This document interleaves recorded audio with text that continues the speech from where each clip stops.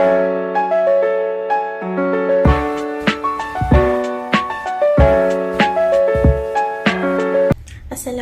warahmatullahi wabarakatuh. Nama saya Nur Atika binti Muhammad Yusof. Nombor matrik C19A0402. Saya akan membuat pembentangan mengenai tajuk teknologi tradisional kukuh kelapa. Saya dan ahli kumpulan telah melawat Akademi Nik Rashidin atau dikenali sebagai ANR bagi menjalankan kajian mengenai teknologi tradisional kukuh kelapa. Sedikit pengenalan mengenai Akademi Nik Rashidin ataupun dikenali sebagai ANR. Akademi Nik Rashidin ANR mempunyai beberapa artifak dari sekecil-kecil perkara seperti acuan putu hingga sebesar-besar perkara seperti kenderaan orang dahulu serta rumah tradisional Melayu iaitu Rumah Terengganu. Pada awal penubuhan, ANR ialah bertujuan sebagai pusat sumber kandis. Tetapi apabila penyambung legasinya iaitu Puan Rosnawati melihat koleksi-koleksi ukiran kayu arwah suaminya, Allahyarham Nik Rashidin, yang banyak serta dapat memberi manfaat kepada masyarakat tentang ukiran kayu, maka beliau membuat keputusan untuk menjadikan Akademi Nik Rashidin sebagai tempat rujukan kayu. Kukuh kelapa ialah merupakan peralatan tradisional yang masih digunakan untuk memarut isi kelapa. Pada zaman dahulu, kukuh kelapa yang berhias indah adalah milik raja dan golongan bangsawan. Kukuh kelapa dihasilkan dengan menggunakan kayu yang tahan lasak dan tidak mudah patah.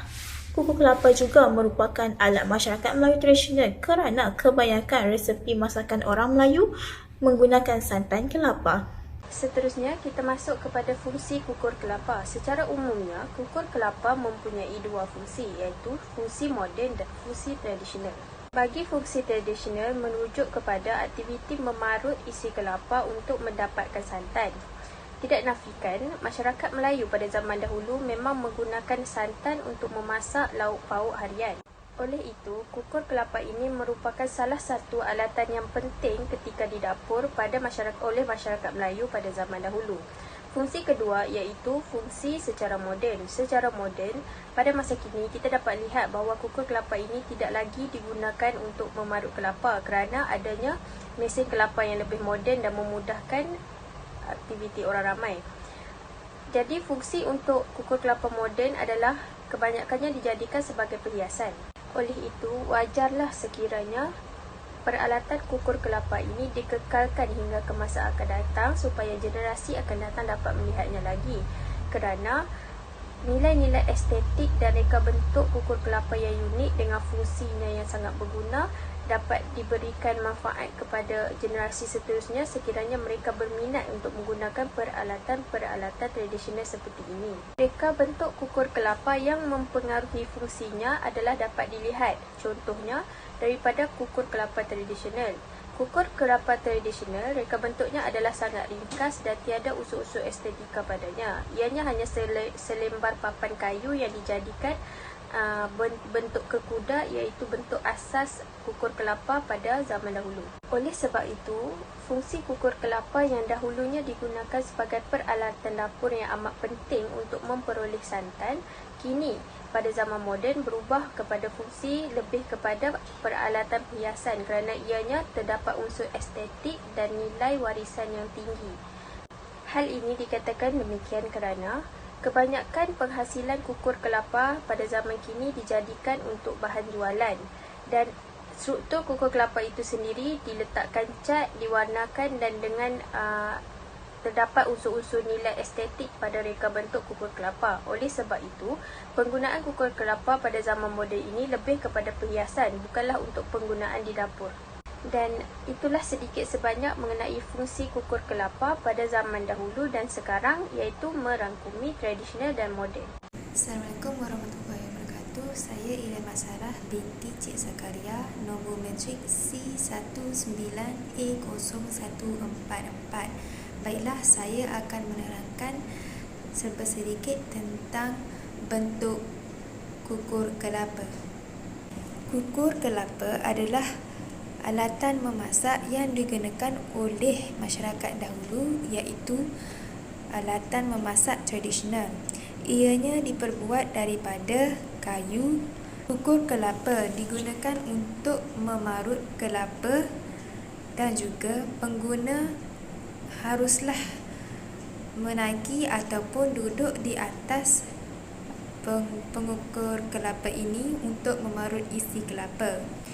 Baiklah, kukur kelapa tradisional ini kebiasaannya berbentuk seperti kuda dan juga ianya bergerigi tajam di bahagian hadapan. Ia juga dapat dilipat. Kukur kelapa juga mempunyai pelbagai jenis dan juga pelbagai motif yang menarik. Ia bergantung kepada dari mana ia datang, seperti dari mana negeri yang dicipta dan daripada mana asal bangsa yang mengukir seni motif. Bentuk kukur kelapa pada waktu kini, iaitu pada zaman moden, kebiasaannya ia berbentuk segi empat. Selain itu, ia juga digunakan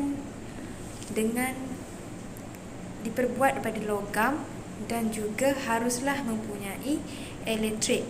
Hal ini kerana ia memudahkan urusan kepada suri-suri rumah ataupun peniaga ataupun pengguna yang ingin menggunakannya secara cepat dan mudah.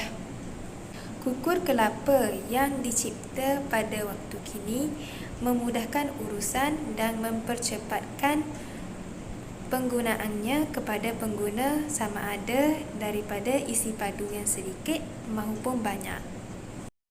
Nama saya Josman Joseph, memegang nombor matrik C19E0156. Saya akan meneruskan pembentangan ini dengan kesimpulan, iaitu secara kesimpulannya, kita telah mengetahui tentang reka bentuk kukur dan fungsi kukur ini dalam kalangan masyarakat. Oleh itu, alatan tradisional kukur kelapa masyarakat sewajarnya dikekalkan hingga ke masa akan datang.